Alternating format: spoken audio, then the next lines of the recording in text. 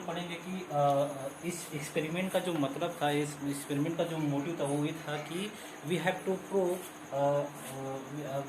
कि matter wave exist, है ना। इस एक्सपेरिमेंट का क्या मतलब मोटो था कि हमें ये प्रूव करना था, जो दो साइंटिस्ट थे डेविसन एंड जर्मर्स, उनका ये मोटो था कि ये प्रूव करना कि मैटर वेव एग्जिस्ट करता है। ठीक है, थ्योरेटिकल सारी चीज़ें तो प्रूव हो गई थी, बोगली साहब ने जो है थ्योरेटिकल सारी चीज़ें बता दी थी, बट उसका एक्सपेरिमेंट्स नहीं हो पाया था। तो ये दो साइंटिस्ट ने उसको एक्सपेरिमेंटली प्रूव किया। उन्होंने क्या किया कि एक टारगेट लिया, एक टारगेट लिया, ठीक है, और एक इलेक्ट्रॉन गन, मतलब जो उन्होंने एक्सपेरिमेंट किया उसका मैं सिस्टमेटिकली डायग्राम जो है मैं ड्रॉ करने जा रहा हूँ।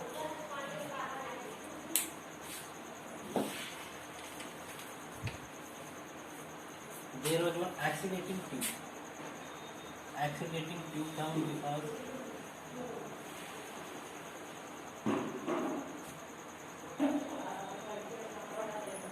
ठीक है। There was one electron gun था। मैं इसको मैं पूरा एक्सप्लेन करूंगा कि कैसे ये वर्क करता है।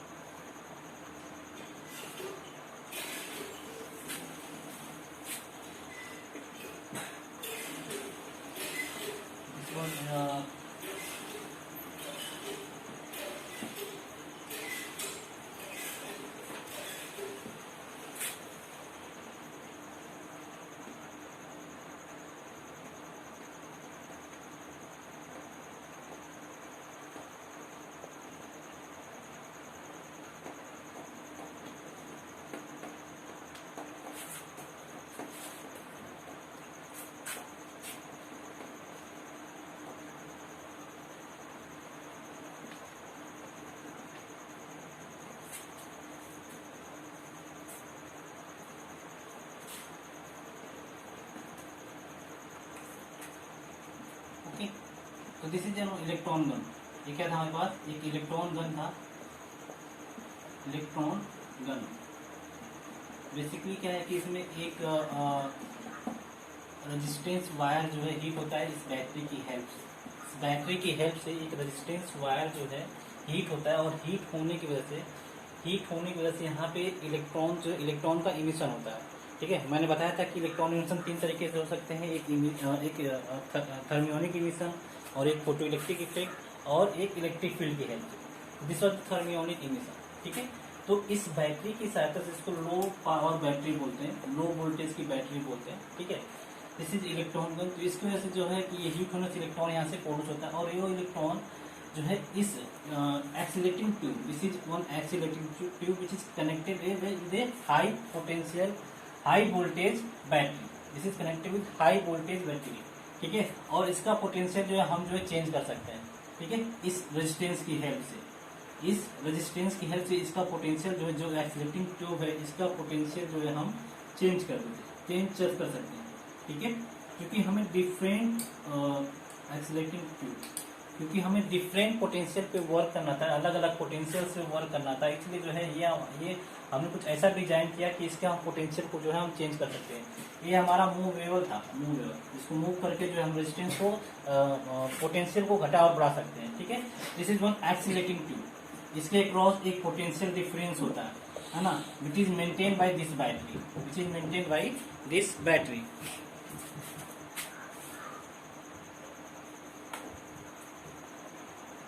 तो ये इसके क्रॉस एक पोटेंशियल डिफरेंस जो इस बैटरी द्वारा मेंटेन करती है। जो भी इलेक्ट्रॉन यहाँ से रिलीज होगा वो लगभग जीरो काइनेटिक एनर्जी के साथ रिलीज होगा।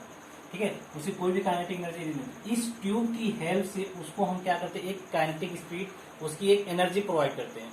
ठीक है, इस ट्यूब की हेल्प से उसको एक्सीलरेट करते हैं, और एक्सीलरेट करने के बाद ये बहुत फाइन होल होता है, यहाँ से इलेक्ट्रॉन जो बहुत फाइन होल के साथ मूव करता है, और यहाँ तक आते हैं तो उसकी एक हाई स्पीड पार्टिकल के रूप में कन्वर्ट हो जाती है। ठीक है, जो इलेक्ट्रॉन होता है यहाँ तक निकलते एक हाई स्पीड पार्टिकल के रूप में कन्वर्ट हो जाता है। ठीक है, उसी इलेक्ट्रॉन को हम जो है यहाँ पे एक टारगेट होता है जिसको हम बोलते हैं निकेल टारगेट। ये जो मटेरियल है वो निकेल का बना हुआ है, निकेल टारगेट है। ठीक है, निकेल टारगेट को हम जो है हीट करते हैं, और ऐसा है कि जो निकल टारगेट को हिट करने का हमारा मेन मोटिव ये था कि जैसे तुम्हें डिफ्रैक्शन में पढ़ा होगा, लाइट वेव का जो डिफ्रैक्शन एनालिसिस डिफ्लेक्शन फिनोमेना पढ़ा होगा कि जब भी लाइट जो है अपने लाइट जो है जब अपने से कंपेरेबल वेवलेंथ में, है ना, अपने से मानो कोई होल हो और इसका जो थिकनेस हो, जो उसका थिकनेस हो वो कंपेरेबल हो किसके, वेवलेंथ ऑफ लाइट के, वेवलेंथ ऑफ लाइट की कंपेरिजन में हो, तो लाइट क्या होता है, डिफ्रैक्शन फिनोमेना जो है शो करता है। डिफ्रैक्शन फिनोमेना में क्या होता है कि कहीं कहीं पर उसकी इंटेंसिटी मैक्सिमम होती है, कहीं मिनिमम होती है, कहीं मैक्सिमम मिनिमम, ऐसे जो उसकी इंटेंसिटी जो है डिस्ट्रीब्यूट होती है। बेसिकली एनर्जी जो क्या होती है, डिस्ट्रीब्यूट होती है। तो कहीं पे मैक्सिमम मिलता है, कहीं पे मिनिमम मिलता है, ठीक है। वो तभी होता है जब जो है हमारा जो होल होता है वो उसकी जो विड्थ होती है वो लाइट वेव के वेवलेंथ के कंपेरेबल में हो, ठीक है। सिमिलरली जो यहाँ पे निकल टारगेट था, तो निकल टारगेट में पता है कि वो एटम्स से बने हुए हैं, तो दो एटम्स के बीच की जो डिस्टेंस है ना, वो इस जो वेवलेंथ जो प्रोड्यूस होगी, जो लाइट जो इलेक्ट्रॉन की जो यहाँ वेवलेंथ प्रोड्यूस होगी, वो दोनों कंपेरेबल होगा, ठीक है।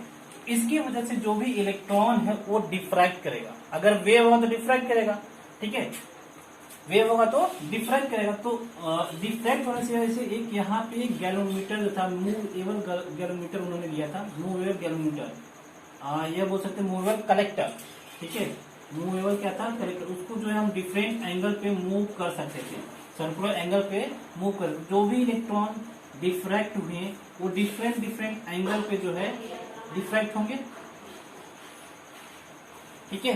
तो इस कलेक्टर का क्या पर्पस था, इस कलेक्टर का ये पर्पस था कि इसको जो है हम मूव करा के डिफरेंट डायरेक्शन में हम देखें कि इलेक्ट्रॉन की इंटेंसिटी कहाँ पे मैक्सिमम है, ठीक है, इलेक्ट्रॉन की इंटेंसिटी कहाँ पे मैक्सिमम। और ये इससे एक वायर जो है गैलोमीटर को चला जाता था, इससे एक वायर जो है गैलोमीटर को चला जाता था। इससे हम जो है इलेक्ट्रॉन की इंटेंसिटी जो है मेजर कर सकते थे। उन्होंने पाया कि एक सर्टेन एंगल पे, that angle was 50 degree, when electron is accelerated at 54 volt, जब इलेक्ट्रॉन को 54 वोल्ट पे एक्सीलरेट कराया गया, है ना, और तो हमें 50 डिग्री पे जो है मैक्सिमम इंटेंसिटी मिली इलेक्ट्रॉन्स की, मैक्सिमम इंटेंसिटी मिली इलेक्ट्रॉन्स की, ठीक है। एक बार फिर से मैं एक्सप्लेन कर रहा हूँ एक्सपेरिमेंट। ये क्या है, इलेक्ट्रॉन गन की हेल्प से हम जो है इलेक्ट्रॉन जो है प्रोड्यूस करते हैं, ठीक है। इलेक्ट्रॉन गन की हेल्प से जो हम इलेक्ट्रॉन प्रोड्यूस करते हैं और वो जो है थर्मियोनिक इमिशन होता है, थर्मियोनिक इमिशन, ठीक है।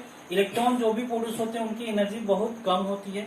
With the help of this accelerating tube we accelerate the charge, accelerate the electrons को हम क्या करते हैं, एक्सीलरेट करते हैं। और यहाँ तक आते आते इलेक्ट्रॉन की जो काइनेटिक एनर्जी होती है बहुत ज्यादा होती है ना, बढ़ जाती है। And that kinetic energy of electron will be equal to, electron is equal to E into V naught, where V is the applied potential across the tube, applied potential across the tube, ठीक है। और ये जो potential था वो हम very कर सकते थे, 50 वोल्ट रख सकते थे, 48 वोल्ट रख सकते थे, 60 वोल्ट कर सकते थे, ठीक है। ये वेरिएबल जो है वोल्टेज का। तो इस जो फास्ट मूविंग इलेक्ट्रॉन्स को हमने एक निकल टारगेट से हीट कराया, और जो डिफ्रैक्टेड इलेक्ट्रॉन्स हैं हमने उसको जो एक कलेक्टर की हेल्प से, मूवेबल कलेक्टर की हेल्प से उसको जो है कलेक्ट करना शुरू किया। तो वी हैव फाइंड दैट, जो दो साइंटिस्ट उन्होंने पाया कि जो 50 डिग्री पे 54 वोल्ट पे अगर हम इसको एक्सीलरेट करते हैं इलेक्ट्रॉन, तो 50 डिग्री पे उनका जो इंटेंसिटी है, जो इंटेंसिटी ऑफ इलेक्ट्रॉन है वहां वो मैक्सिमम है। क्या है वो, मैक्सिमम है, ठीक है। तो आपने ये फॉर्मूला पढ़ा होगा, 2d sine theta is equal to n lambda, 2d sine theta is equal to n lambda, ठीक है। तो यहां से उन्होंने जो है, here d is the distance between the atomic distance between the two atoms of nickel. जो दो एटम्स होते हैं निकेल के, दो पास के जो एटम्स है निकेल के, है ना, उनके बीच का क्या है, डिस्टेंस है, ठीक है। तो यहां से उन्होंने कैलकुलेट किया, तो जो लेमडा की जो वैल्यू आई, that value comes 0.165 nanometer, 0.165 nanometer. इस एक्सपेरिमेंट से जो कैलकुलेट किया वो उन्होंने पाया कि 0.165 नैनोमीटर, ठीक है। और de Broglie wavelength, de Broglie का जो फॉर्मूला था, lambda is equal to 1.2 227 something upon √v। ये वाला फॉर्मूला याद होगा, मैंने डिराइव करवाया था इलेक्ट्रॉन के लिए, प्रोटॉन के लिए, अल्फा पार्टिकल के लिए। ठीक है, तो ये जो डी ब्रोगली का जो इक्वेशन था, है ना, जो डी ब्रोगली का इक्वेशन था lambda is equal to h/p, उसी का मॉडिफाइड वर्जन ये है। तो यहाँ से जो उन्होंने पाया v की वैल्यू 54 रखी, v की वैल्यू 54 रखी, तो उसकी वैल्यू और इसकी वैल्यू दोनों क्या आती है, नियर अबाउट सेम आती है ना। यहाँ से जो वैल्यू वो आई थी 0.167 नैनोमीटर, 0.167 नैनोमीटर। तो यहाँ से इन दोनों साइंटिस्ट ने जो बोर्स का जो डी ब्रोगली साहब का जो इक्वेशन था h equal to lambda P, उसको जो है प्रूव किया, और जो डी ब्रोगली के जो हाइपोथेसिस थे उसको जो उन्होंने प्रूव किया। ठीक है, क्योंकि जो डी ब्रोगली का इक्वेशन था और जो उन्होंने अपना जो इक्वेशन आया, दोनों से जो हमारा लैम्डा की वैल्यू सेम आ गई, तो जो डी ब्रोगली का जो हाइपोथेसिस था वो जो है क्या हो गया, वो प्रूव हो गया। ठीक है, इस एक्सपेरिमेंट का बस जो है यही मकसद था। ठीक है, ये चीज याद रखना, जो डाटा है 54 डिग्री पे उनको मैक्सिमम इंटेंसिटी मिली एट 54 वोल्ट। ठीक है, ये इंपॉर्टेंट है। Okay, any problem? इस एक्सपेरिमेंट का बस ये मोटिव था कि ये प्रूव करना कि मैटर वेव एग्जिस्ट करता है, क्योंकि इलेक्ट्रॉन क्या है, इलेक्ट्रॉन का मास है, वो एक पार्टिकल है। ठीक है, but still it is behaving as a wave. ठीक है, वेव का जो प्रॉपर्टी उसको जो है शो किया। तो इस एक्सपेरिमेंट का बस ये मकसद था कि मैटर वेव को प्रूव करना था, मैटर वेव को प्रूव करना था। ठीक है, any problem? Now let's start x ray.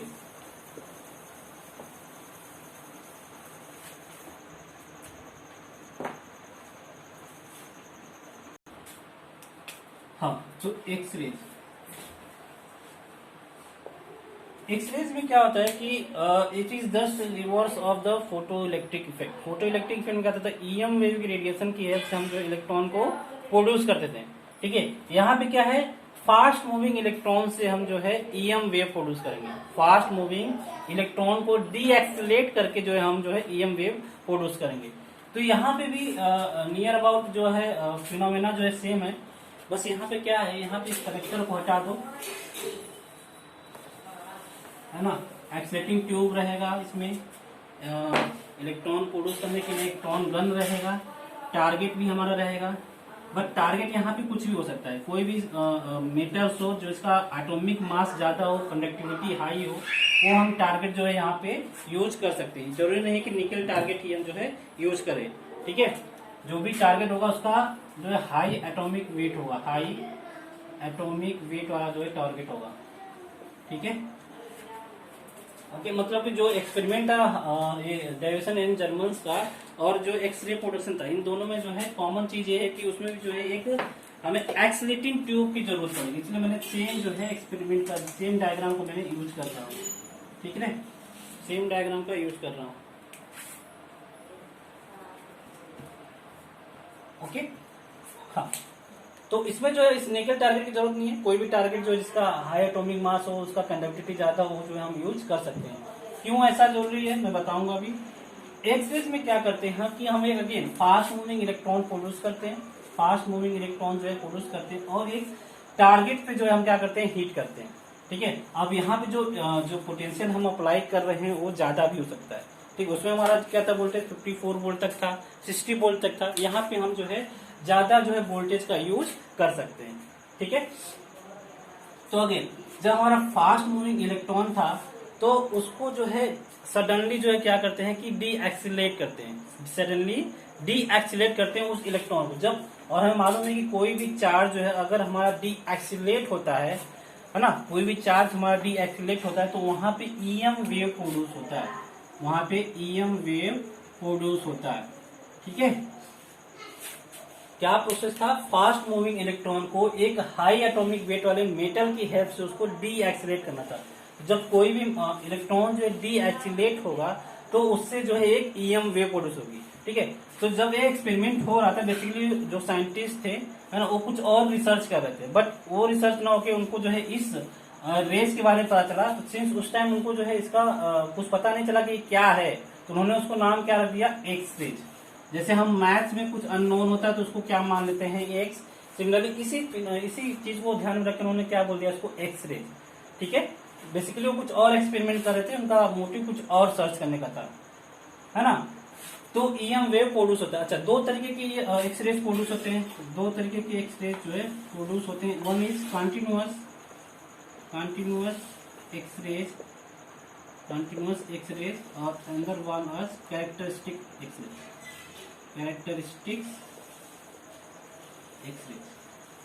दो तरीके के एक्सरेज होते हैं, एक कंटिन्यूअस एक्सरेज, एक में कैरेक्टरिस्टिक एक्सरेज। तो कंटिन्यूअस एक्सरेज में क्या होता है कि जो भी एक्सरेज प्रोड्यूस होता है उसका जो वेवलेंथ है वो लैम्डा मिनिमम से लेकर लैम्डा इन्फिनिटी तक एग्जिस्ट करता है ना। जो मतलब इसमें जो ईएम वेव प्रोड्यूस होगा उसका जो वेवलेंथ होगा लैम्डा मिनिमम से लेकर लैम्डा इन्फिनिटी तक लाई करेगा, ठीक है। मतलब कि इन दोनों के बीच में, इस दोनों वेवलेंथ के बीच में जो भी वेवलेंथ पड़ेंगे वो सारे वेवलेंथ के जो है ईएम वेव जो है उसमें रहेंगी, उसमें ईएम वेव मिलेंगी, ठीक है। और इसमें क्या होता है इसमें बताऊंगा, ओके।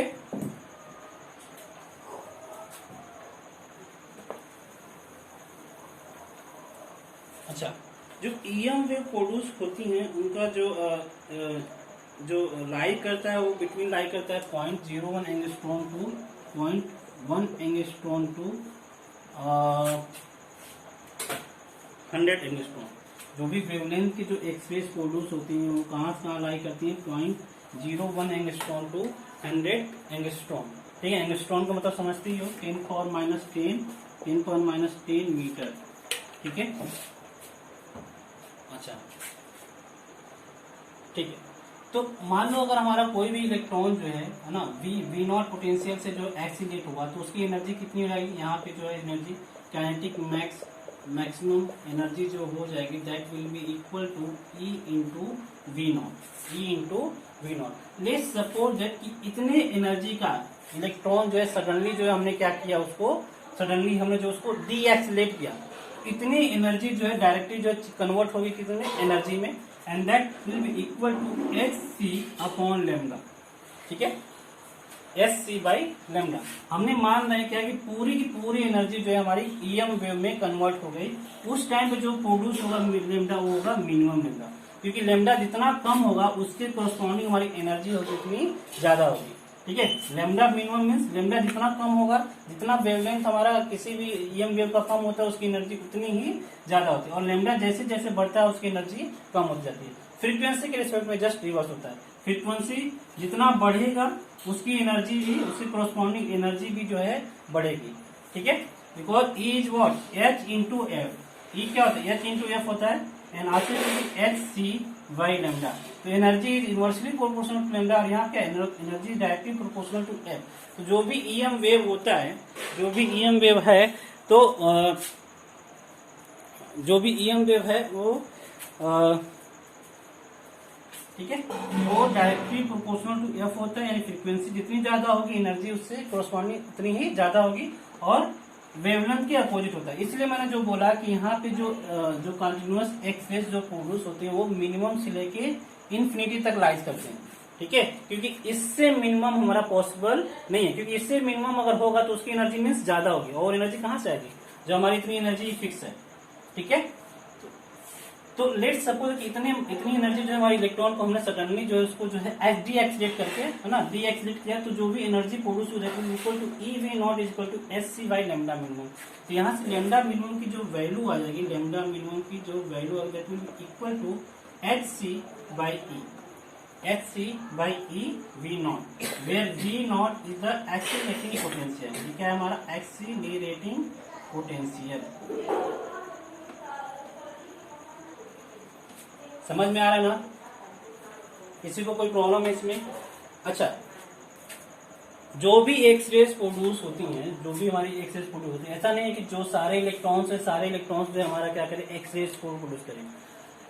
जो भी हमारी इलेक्ट्रॉन्स होती हैं उसमें से बस जो 1% इलेक्ट्रॉन्स जो है हमारा क्या प्रोड्यूस करता है एक्सरेज,